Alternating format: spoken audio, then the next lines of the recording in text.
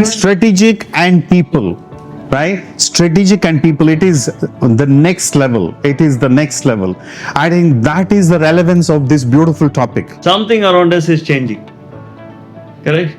And that change doesn't stop. I actually do not want to call that as change.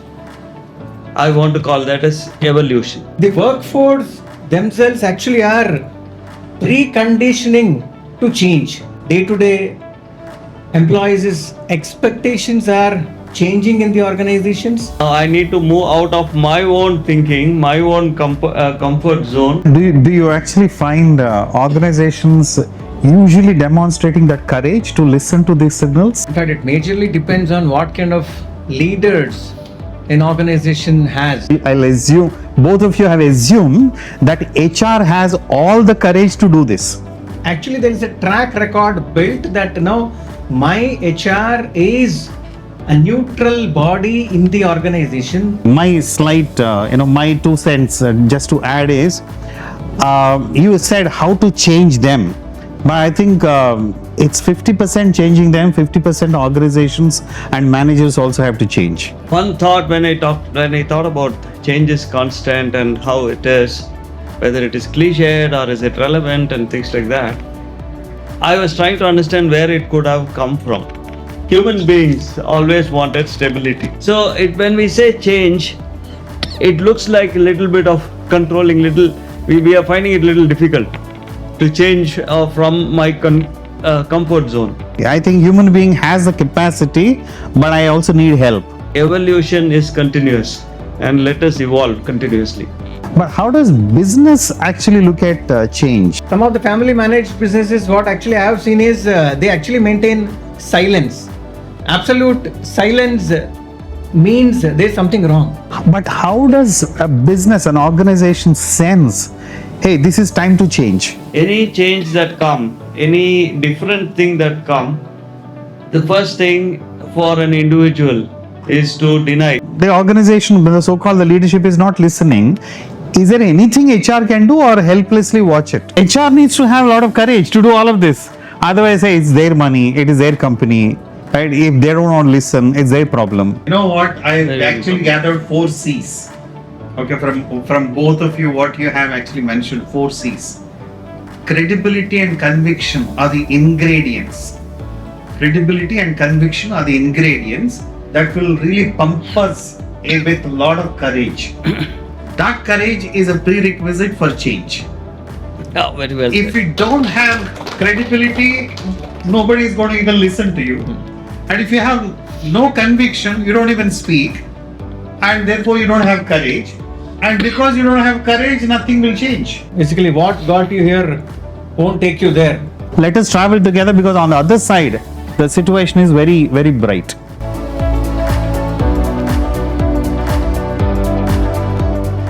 Here is the interesting part of the evening, where I am given a responsibility of moderating a panel discussion where we have 2 experts. So it's all going to be them, and it's all going to be just a structure given by me.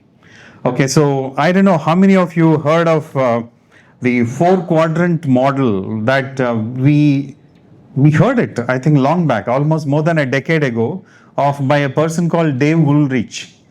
I hope you all remember, but it's okay. More than the person, I think the framework is very important. So if you just quickly recall, I think the framework is like, if you just draw 2 lines here, okay, just 2 lines, if you can just draw.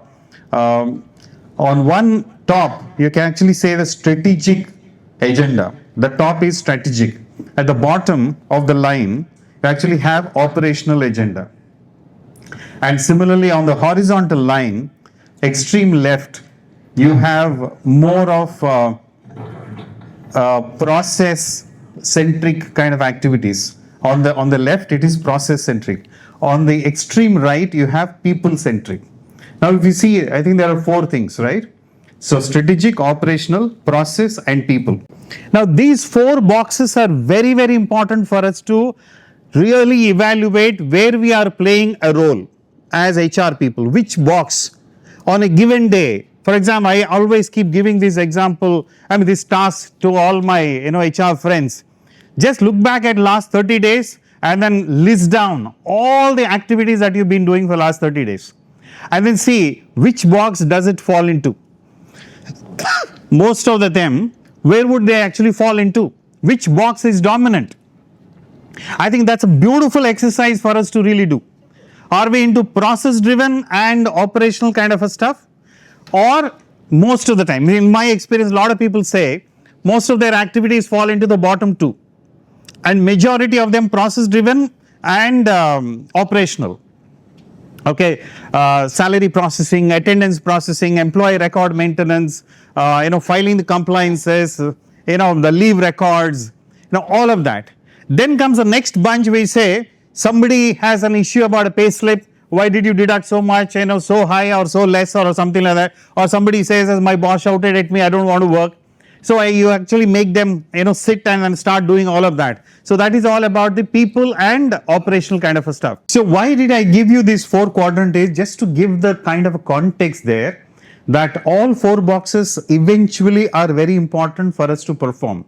The only thing is we should not get stuck in one of the boxes. And we should not limit ourselves into one of the boxes. And that is where I think, we will have a serious issue. And that is the reason for the next session.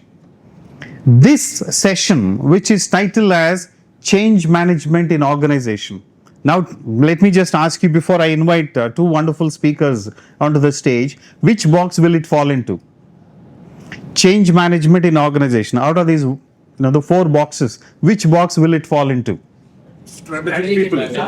Strategic and people, right? Strategic and people. It is the next level. It is the next level.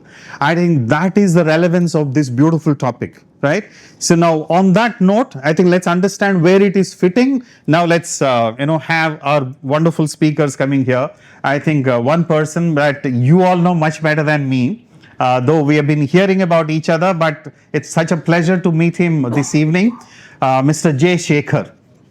So let's welcome him with a big round of applause. Fabulous kind of, the track record. I'm sure, I think, we all would know about it. More than 2 decades in one organization, that is Amara Raja. More than 2 decades now. Where I think these days, after 2 years, people actually falling into this trap saying, oh, am I stuck with one organization for too long kind of days, after 2 years. In that kind of a, world, I think we have a great example here where if you start looking around in an organization, there are always opportunities to contribute. Always opportunity to contribute. You don't have to chase organization, you have to chase opportunities in an organization. I think that's a beautiful example, what I have drawn. There are plenty of other details like he's obviously he's an MBA from Bhartiyar University. He's a certified person in transactional analysis. He is also certified facilitator from International Facilitors Association, right? And he's an expert in transactional analysis and so on and so forth. But more than anything else, I think his wisdom, his hands-on experience is going to be immensely helping us in collaborating our thoughts together. So we have done the connect part and we started doing, thanks to Chandrasekhar earlier, we started collaborating, sharing the knowledge, and that's exactly what we will do. So Shekhar, I think, welcome, and we truly look forward to a lot of your ground level wisdom. Thank you so much. And then the next person that I have is, possibly I don't need a sheet for both of them, is the person that you've been interacting, and he was one of the top 7, you remember, I think the fastest 7. So Seshagiri from our HR Footprints team, please welcome. He's a Relatively senior person. He looks forever young, I don't know how, but he has more than 25 years of work experience. believe that, right? I mean, trust me, we have been working together for 20 years. So I promise that he has got definitely 25 years experience. And in this one, I think he has got experience of working across various sectors, various industries, various sizes of the organization on various assignments. So together, I think we will have so much information and insights that we can draw about this topic called change management in organization. Are we ready? Yes. Great. So now let me take the chair and it's all going to be them and let them face the mic. Thought starter, if I may say so, is, most of us, among the audience also, we have been hearing this one interesting statement, age-old statement, right? Change is the constant. Change is the constant, right? We've been hearing it for, so many years. Do you think it's truly right, or is it too much cliched? I think I want to really invite 5 minutes each, your opening remarks. 5 minutes? Okay. Non-stop. Yeah, that's 5 minutes? 5 minutes. Okay, is make long. it 3 minutes. Yeah. Okay. Please. Fair enough. So now I actually want to talk about it in a little boring manner. Okay, so now one thought when I thought about change is constant and how it is, whether it is cliched or is it relevant and things like that, I was trying to understand where it could have come from. That's where the boring part is, right? Human beings always wanted stability, right? We do so many things to stability, and we want repeated experiences. That's what we are actually working for, right? You go back to the old ages, it's all the same. Say somebody wanting a house is also for stability, right? So from gathering everything in the forest and roaming around in the forest, somebody wanting to stay in a house is also for stability. So likewise, from there, many things we do for stability. In organizations, we do SOPs, we do standards, we do processes, we do policies. Again, for what? Repeatability, stability, right? That's what we are doing, and that's what we are also thinking about. However, how many times that we have realized, okay, you have a great SOP, you have a great policy, great process, but that is not actually working. Something has changed. So you are having to write a new SOP. You are having to change a new policy. You are having to sometimes drop a process and then come up with a new process. Many times you have faced that. If world is so standard, or if the world is something where we can make it as a standard, repeatable experience, then all those SOPs would have been there for 50 years. Every SOP, every process Dr. Raj has defined 25 years ago would have been still relevant in organization. Or we might have followed only that. But it is not so. Something around us is changing. Correct? And that change doesn't stop. I actually do not want to call that as change. I want to call that as evolution. So when all of us evolve, when the world around us evolve, when the expectations evolve, when the environment evolves, now why should we not evolve along with that? So when we say change, it looks like a little bit of controlling, we are finding it a little difficult to change from my comfort zone. But when we also have to evolve, there is no other go. At home, you are not doing the same things that your parents did. Your children are not going to be doing the same things that you are doing. Correct? Everything is evolving. So it is a continuous process of evolution of everything, ourselves as well as everything around us. So that is how I would like to call it, and not as I don't want, probably we'll take this term out in our conversations, saying change is constant. Okay, whatever it is, we'll remove that and say evolution is continuous, and let us evolve continuously. That's the way I would like to put it. Beautiful. We got our time's worth, right? Already one pearl of wisdom Truly, it's a just replacing one word. I think it makes a hell of a difference. Thank you so much for actually opening a new perspective. Your opening remarks. Well said, Shekhar. Yeah, I mean, as Dr. Raj said, change is constant. Definitely sounds philosophical. In fact, my kids also keep asking me, what exactly, Dad, is change?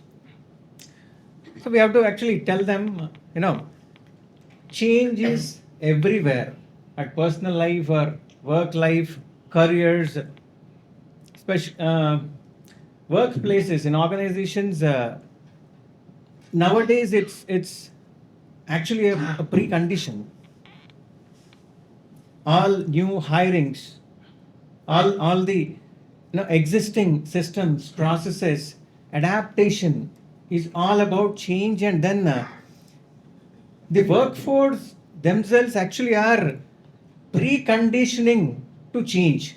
This has become actually a precondition in organizations, and that is the need. Some organizations adapt it very fast, some may not. But even at the slowest pace, knowingly, unknowingly, this keeps happening. Day to day, employees' expectations are changing in the organizations. Technology, forget about AI, which is yet to, in fact, take a big shape. Our systems, processes, as Shekhar also said, continuously evolve. There is no set standard or benchmark now. How to continuously enhance has become the normal. Like the way, we spoke about the new normal, pre-COVID and post-COVID. This has become the normal, pretty much. It actually reminds me of one very good statement of a book title. Basically, what got you here won't take you there. But I've heard of it. Very recently, a couple of days back, I was actually, reading Mr. N.R. Narayan Murthy's statement somewhere. What is the most painful aspect is staying where you are. Without any change is the most painful aspect that organizations, employees, careers, we actually will experience. Ultimately, the process of change looks painful, but at the end of the tunnel, there is light. The reason why organizations adapt or look for these changes is for growth. I think this is one aspect which is vital, where at the end of a journey, a process, a painful process, we will have growth.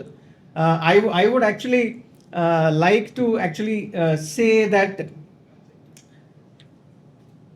the process of change management or change is actually for development and growth when we experience this pain. So, few words, replace change with evolution. It sounds much better. And change is the new normal, so accept it. And the more important danger bell is staying where you are is dangerous. Right? So, it's very detrimental. So, I think that's interesting. I think the way both of you have, if I may use the word, packaged change, it looks very positive.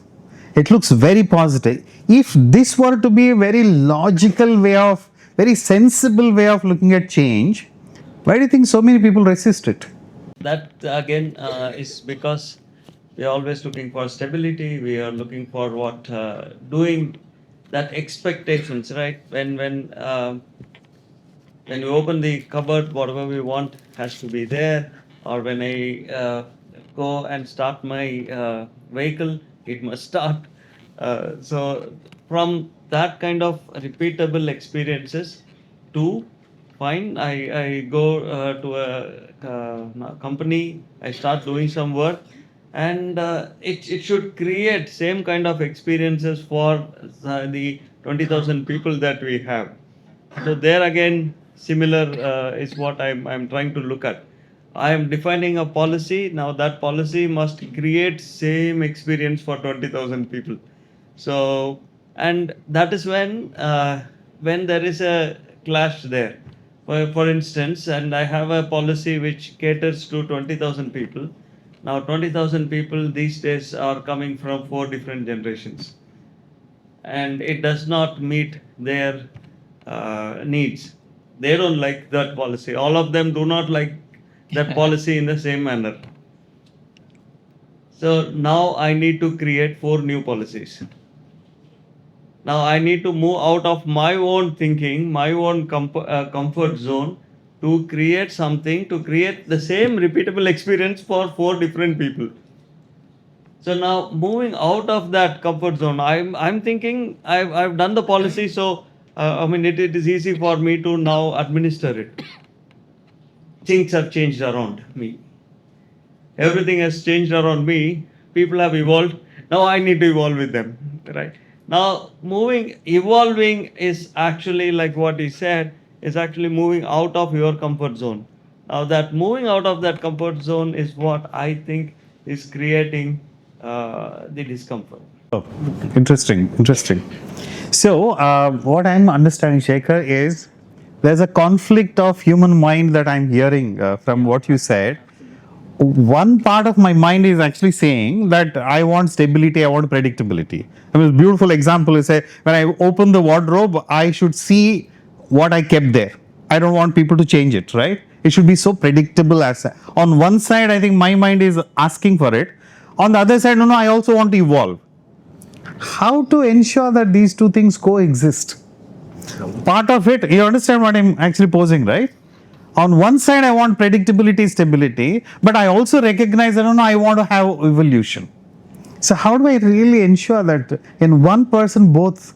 That's great. I think, that's a fantastic question. How do we ensure that it coexists? Now, our brain is capable of doing it. Now, our brain does not only look for order. It does not only look for procedure and things like that. It can actually deal with ambiguous situation as good as it deals with a repeatable, predictable situation. Now, because we are trained to bring everything to order, we are actually not accessing that part of the brain, is what I'm thinking. So there you must have heard of people saying right brain, left brain. Left brain is about logic and order and all that, and right brain is about creativity and innovation and stuff like that, right? So how much are we accessing is something which we can ask ourselves. I think that there lies the role of HR in enabling individuals to open up both sides. Absolutely. Both sides of the thinking. I think human being has the capacity, but I also need help. Someone should help me to open up both sides of my brain, and that happens to be the HR role, I guess. Maybe I'll come back to that. But just to ask you, Giri, now so far we've been understanding how a human being looks at change and these perspectives. But how does business actually look at change? Because I see that another cliched statement these days is, oh my God, business has to be always agile. This is another frequently used word. And you can't just be where you are. You have to constantly keep changing. But how does a business, an organization sense, hey, this is time to change? Who tells them? Now, in my experience, I think there will be feelers automatically coming after a couple of quarters. For example, if the business performance dips for a couple of quarters, or if your competition is actually catching up, if your employees' morale somewhere in different pockets is a bit low, when we talk to people, they may actually tell. In family, some of the family managed businesses, what actually I have seen is they actually maintain silence. Absolute silence means there's something wrong. It calls actually for a change. I think organization gets different signals externally as well as internally. I think that's where It's just that organizations need to have a track of what is happening in all aspects, the finance aspects, the people aspects, performance aspects. In all these aspects, if they track and then get a sense, they will be equipped to actually gear up for the change, sir. This has been, in fact, my experience in quite a few organizations. Interesting. I mean, you actually passingly you mentioned one very, very moving statement. Some organizations stay silent while there are signals that, guys, I think it's time to change. You know, this is where, am I right in, maybe this is just for both of you to confirm, that organizations need to have a lot of courage to listen to those signals. Otherwise, I can just, choose to be very silent. Oh my God, I think some signals are coming that it's time for me to do something different, but I choose not to courageously accept that. About agile organizations, the organizations who really want to change must demonstrate this particular quality. This is where periodic the opinion polls or pulse surveys or employee surveys, whatever we call, I think there must be a mechanism where organizations must be open to actually let the voice coming in both internally and externally. That's mandatory. Do you actually find organizations usually demonstrating that courage to listen to these signals? Demonstrating that courage to listen, they may be listening at different levels. They may be listening, right? And when it comes to organization, what is organization? Finally, it is a group of people, right? And there are group of people who, when they do something, when they take a decision, it impacts a lot of people, right? That's the leaders. Now they are also people. So now there will even if they are not listening, with the pace of evolution or pace of changes that are happening there, it will hit them, right? Yeah. So it is going to come. They like or don't like it, the AI is going to hit them. They like or don't like it. Many things have already come like that within their organization itself. So that's where I mean, like Dr. Raj, you like frameworks. So the stages of how we manage change will be understanding that will be very helpful as an individual or as an organization, right? See, it's a very famous model that we have. Any change that come, any different thing that come, the first thing for an individual is to deny, okay, it will not happen, right? AI will not actually take over jobs here. That's some entertainment thing. It is they are being done. So it won't impact us. It won't take away the jobs. Then it won't impact us. It will not come to manufacturing. It will not come to this. It will not come to that. So that is the first stage of holding on to whatever we have. That's the denial stage. But then when it hits hard, you don't have a choice. You cannot go and hide anywhere.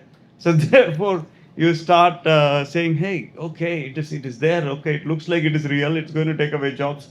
But then my next instincts take over. Okay, how do I protect myself?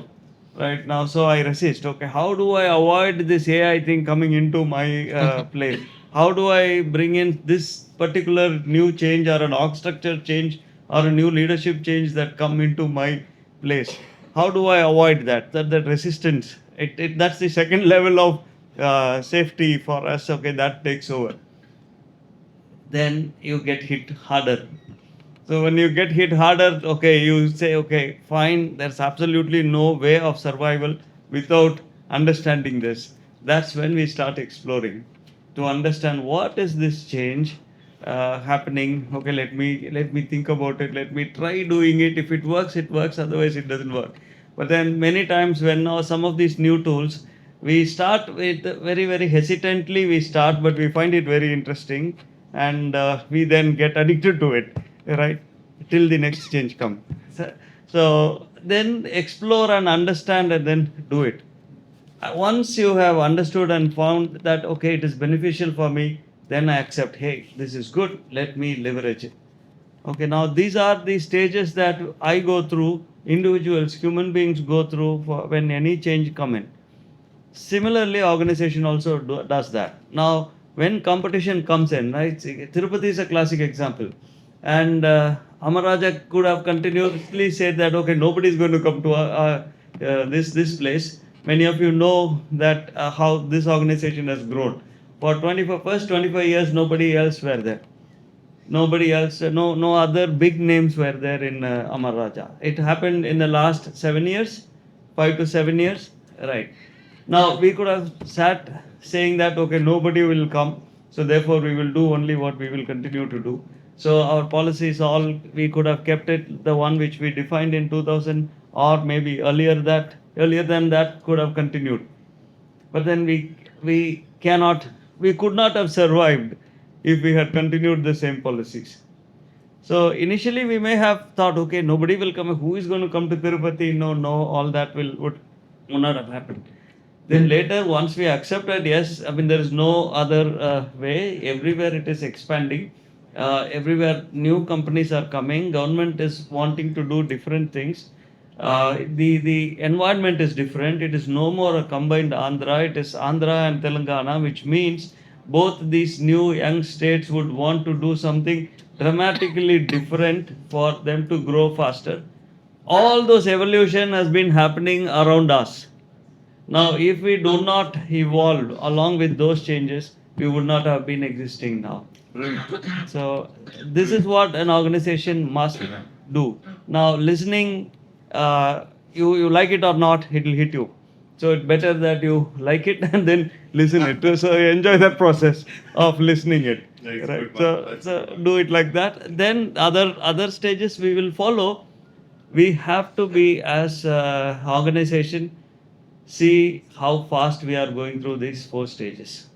That we will go through these stages, but we need to be aware of people going through these stages and see how fast we have to go, how fast we can go, and there are different things that can be done when we go through these stages. Thank you. I'll just add to Dr. Raj. I'll just add to what Shekhar said. It also depends on, in fact, it majorly depends on what kind of leaders an organization has. Courageous leadership senses the need to change pretty early. By the time competition catches up, before it's too late, I think the leadership decisions will be most important for any change in the organizations. I think it makes or breaks. We have seen so many examples in front of us, be it L&Ts of the world or to Tata Motors or Amar Raja that he has referred. I think it's all about leadership, their vision. Right. I think you added those points. So both of you are actually saying that organizations, based on the kind of leadership that you have, they tend to be so smart in quickly listening or resisting. So those are the kind of thing. Now my point is, my understanding now is, if leaders are smart enough to understand, then I think HR's role is more pick it up and then start influencing the rest of the organization to align with the new normal, right? So that's because they have already sensed it. My bigger problem is when they don't sense it. And you feel, guys, I think it's time to change. And you have an idea, but the organization, the so-called the leadership is not listening. Is there anything HR can do or helplessly watch it? Do you think it's a good question? Yes. Right? What are you thinking? What's your thought? We should do something or we'll keep quiet? We should do something. So what can be done? Yeah. See here, one thing can be done. If I have to tell you in a simple manner is, because of the comfort zone, I was talking about comfort zone, right? That we are not changing. Now create discomfort. Now I'm not asking you to instigate strikes and instigate anything else. Not in that fashion, but create discomfort. Now how can we do this in a positive manner? Right? Start communicating. Start sharing with leadership and start the otherwise horizontally also we need to communicate. Bring the environment, the evolution that are happening around to the leadership's notice as often as possible. In your own presentation, you start with the changes that are happening around us. You start with, say for example, in many, Chandu is here, all of us are, a lot of our people are there. So what we do is how things are changing in and around Tirupati. That's what we first talk about when we are talking about the workforce strategy, right? We see how many new companies are coming up, how many have set up, what's their investment, what's going to be their manpower intake, how many have registered with ROC and then it is not yet in operation. So all that. So by doing that, what we are doing is we say there are 15 companies coming here. All of them need people. And where will they take people? The easiest place available is Amaraja. Correct? You already have a trained manpower, easiest place to poach. All they have to do is to give you benefits more than what we are giving and give little more salary than that what we are giving. All of us have faced it, right? All our current people as well as our ex employees, all of us have faced this. Right now, that is what it is. Now, when we communicate this strongly to the leaders, top leaders, to say that we cannot be doing the same thing to retain these people. We may have been able to attract people 15 years ago without any effort. Now we cannot do that. We have to change the way that we recruit. When we present this to our operations people, our shop floors may be having certain working conditions 15 years ago. The current people are not going to accept the same working condition. Your competition is not from another battery factory, your competition is from the malls that are coming up here. So that is what we need to keep communicating to people in different firms. So different ways we need to communicate. So then things will start. Thank you. Did you try anything different? I think the one interesting part is I think you have to build a case for change. Building a case for change with your own data points, with your own examples, by slowly but surely communicating on the happenings in the environment, you create that urge, that importance of change in the minds of the leaders. In case they're already not aware of it, I think this is something that we could do. Did you do anything? As Shekhar said, communication definitely is one tool that actually brings people together.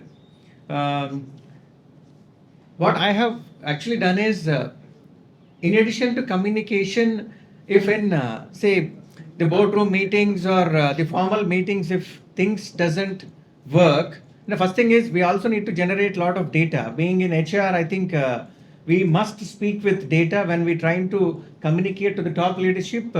Definitely data helps. So with data, try to engage the business leaders whom HR, we being HR, actually gels well with, whom we are going to, they're going to listen to us. I think catch hold of those people, gather their opinions as well. You actually group and then try to communicate or approach the leadership. Then chances of listening to you are much better. And this is what, in fact, I've tried in a couple of places, and actually it worked. I mean, in the literature of change management, I'm sure some of you would have studied, we call this as a coalition strategy. That if your own lonely voice may not be heard, so what you do is actually make friends with a bunch of other, like-minded people who you can actually gel well. You used word gelling well, and you put the case across, and they also get convinced. Now it's only not one voice, but 4 voices going to the managing director and it's speaking the same thing, and it suddenly so, oh, is it so? I think even that guy said the same thing yesterday. So 4 voices are saying, suddenly it creates a sense of seriousness. I mean, by design, we actually call it as a coalition, strategy of, influencing and triggering change. Brilliant. Now I will just put, maybe I'll assume, both of you have assumed that HR has all the courage to do this. If HR doesn't have courage, I think this will be a non-starter. Am I right? Yeah, HR needs to have a lot of courage to do all of this. Otherwise, hey, it's their money, it is their company, right? If they don't want to listen, it's their problem, right? I think you can also have our own comfort zone. Yes, yeah, but yeah. Sorry, go ahead. No. What I'm saying is, if you have the courage, do you sound optimistic that yes, HR can make a difference? Yes, 100%. This courage thing is not just an HR thing. Everybody in the organization must be courageous. Everybody must be in the organization. See, HR at least, we are talking about people and things like that. Now, think about an operations person. The operation person has, in a large factory, that person have already sunk in 200, 300 crores in the machinery. Right? There are processes. Now, when they think about change, then the first thing comes to them is, what happens to my 300 crores? Have I got all the money back? Now, when will I get this money back? So, should I wait till that money comes back? Now, if I change this machine, what happens? Should I change the entire thing? Now, there is a lot of physical assets that person is seeing right in front, and that is going to hit them much, much harder than people. And if that person has to change the quality or the product or the layout or the way that the person is going to work, that person requires more courage. Right? So this courage thing is it's about everybody and it's just not the HR thing, right? Even in a salesperson, right? Out of the blue, if the competition comes with a big price cut for whatever reasons, what does the salesperson do? Now that to deal with such a situation, that person required a lot of courage, right? Similarly, finance. Similarly, so the courage thing is everybody must be courageous. Now, the courage will come to all of us if we are convinced, if we have conviction in what we are doing. Beautiful. If I am convinced and if I have the conviction that I must evolve as an individual, otherwise I myself will get stuck in this old system. If I do not have that conviction that I must evolve, then we will not be able to muster the courage to go and tell somebody saying, hey, we must change. So it comes from here and it has to come from here. Brilliant. So Giri, I think we just need to wind up maybe in the next 2 to 3 minutes. Sure. So do you see HR being optimistic in this whole process of driving and influencing change? I mean, who else will play this role other than HR? But again, here my experience has always been that how credible is the HR function within the organization, I think plays the trick. To actually become a credible function, there must be a history of the HR. If HR protects or questions whenever things go wrong, unethical practices happen, things may not change by just HR questioning, but actually there is a track record built that my HR is a neutral body in the organization, unbiased. They question if things go wrong. This is how credibility of the function builds. If we have this track record of the function, the HR leader can surely make an impact, and then the management is surely going to listen. Amazing. You know what? I've actually gathered 4 C's. Okay, from both of you, what you have actually mentioned, 4 C's. Credibility and conviction are the ingredients. Credibility and conviction are the ingredients that will really pump us with a lot of courage. That courage is a prerequisite for change. Oh, very well. If we don't have credibility, nobody is going to even listen to you. And if you have no conviction, you don't even speak. and therefore you don't have courage. And because you don't have courage, nothing will change. And maybe the top management is sleeping, and we are also back in our comfort zone. So these four key words that brilliantly that you both have given us.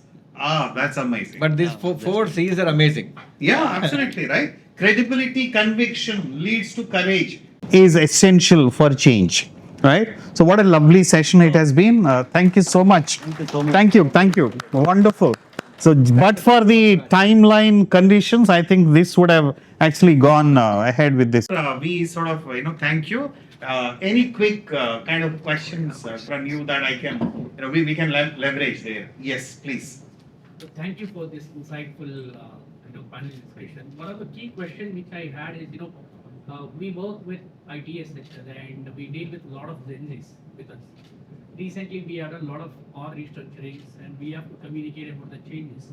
So since we were part of the discussions, we understand the mentality of these Gen Zs, which is very different from other people, and we also have Gen Alphas who are, under these, cohorts system. Yeah. And we see a lot of resistance coming up from them. Dealing with Gen Z is very different than to dealing with Gen Alphas, and Gen X is very different again. So how do we actually, take a foot forward to convince these people, especially these cohorts which I'm talking about, Gen Alphas and Gen Zs, where there's a lot of resistance coming from there. It may take for a longer time for us to change them, but what are certain strategies we can build around to see that we get that conviction? Any quick thoughts? I think You can take the mic. as we just discussed, Shekhar also has mentioned, I think transparent communication on why these changes are required for the organization is important. How do we involve, be it the Gen X or Gen Z, Gen Alpha? The Gen Zs and Gen Alphas have better clarity of thought in terms of what actually they want. They actually look for purpose. Am I here for some purpose? Is the organization helping me to achieve its purpose and my purpose? If that is met, if that is communicated to them well, I think they'll be definitely receptive to this change. And if there is a business need, definitely everybody are going to understand, and as long as the organization is ready, as you said, it may take some time. How flexible is the organization? It's not about rigidity. Ultimately we need to see the light. So how flexible is the organization in terms of listening to the people, even making some changes in the strategies which were earlier decided? This is where actually we get to involve different levels of employees. I think we will have slowly a buy-in from all the groups. Yes. Yeah. 2 quick points.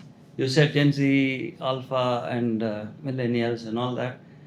First, step back and ask yourself, are you actually trying to label everybody, group everybody based on the characteristics that you are seeing in the plenty of literature that are available? They may or may not match with the groups that you have.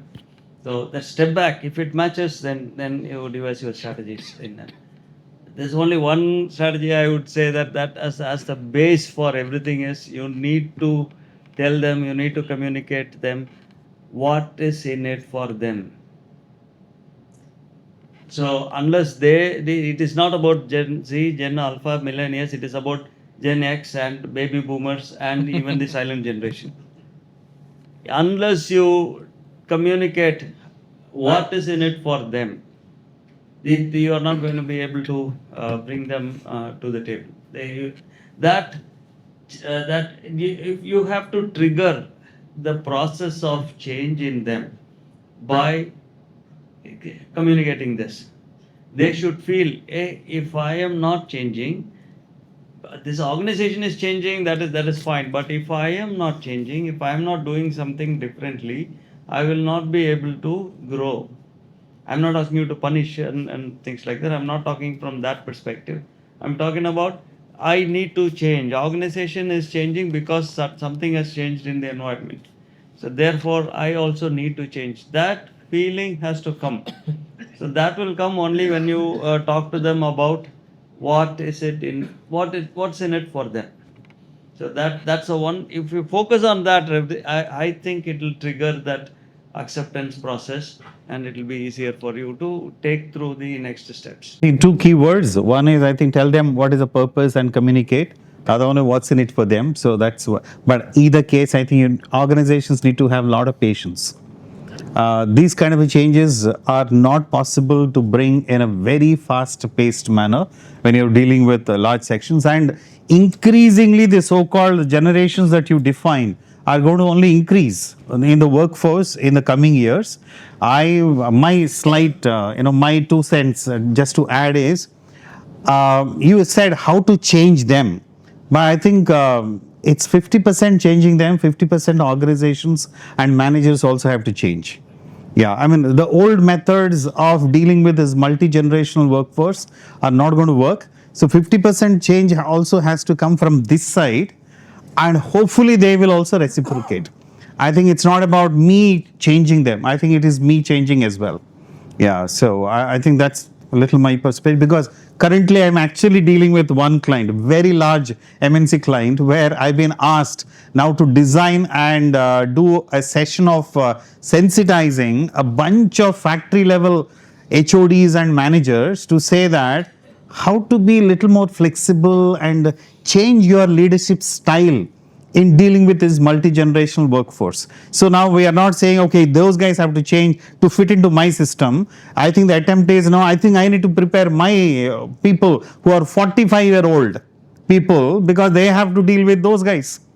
So I think this is the strategy that companies are, following there. One last kind of question, very quick, crisp answers I'll get, but otherwise I think we have to wind up. Like in this change concept, I'd like to ask one question. Management is ready. I don't say manager. See, manager is ready to get change for his team. Employee is ready to change.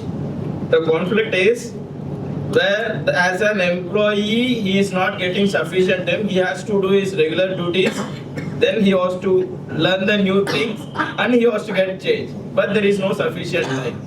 How this has to be answered to an employee? No, I always keep giving, sorry, I think I'm sort of jumping the gun, because very quickly one wish, which I keep on saying, I think driving change or managing change is almost like changing the car tires while the car is still running. Changing the car tires while you still keep the car running. You can't say, okay, let us have summer holidays. In these 2 days, everything will come to a stop and we will change and we will reopen on June 14th. There is nothing like that. It has to happen in the both ways. I think that is the reason why actually he said there are stages of change. So there is high stress zones that we will enter into, but we will soon come out of it. But that's always the V formula that we always talk about in change. So there is a morale drops, there is efficiency drops, there are more mistakes, but then it will just pick it up very fast. But you have to be prepared for this phase. You can't deny that. You can't be like someone wrote this book called Change Without Tears. But don't read such books. It's a question of whether you end up crying all the time or a few tears. But that's going to be a little bit of pain. But we do all of this because there's a bigger purpose and what's in it for them. We already sold that. And therefore, just please cope with this. I'm going to give you an injection. It will just pain you a bit, but after that you'll be healthy. I think we need to prepare the entire system there. Don't give any false impression, oh, nothing will happen, no pain. I think it's false. But at the same time, I'm trying to do my best to minimize that. Let us travel together, because on the other side, the situation is very, very bright. So that with that positivity, I think we will drive. Okay. So sorry, I think I jumped it because in the interest of, I've been seeing 3-4 hands giving me signals from all sides of the room. Right. So thank you so much for this lovely flowing conversation. Please give them a big round of applause. Amazing. Thank you, sir. Thank you so much. Thank you so much. Pleasure. Thank you, sir.